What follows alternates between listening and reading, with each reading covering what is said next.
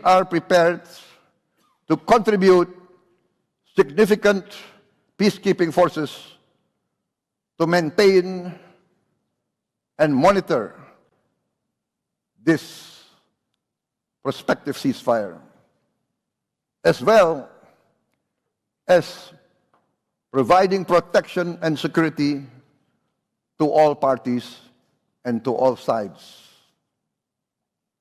We are also prepared to immediately send medical personnel to operate field hospital in Gaza with the consent and agreement of all sides.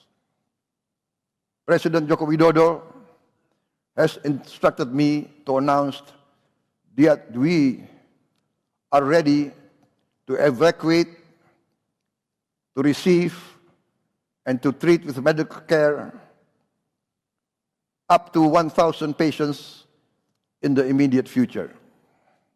Download Tribun X sekarang, menghadirkan lokal menjadi Indonesia.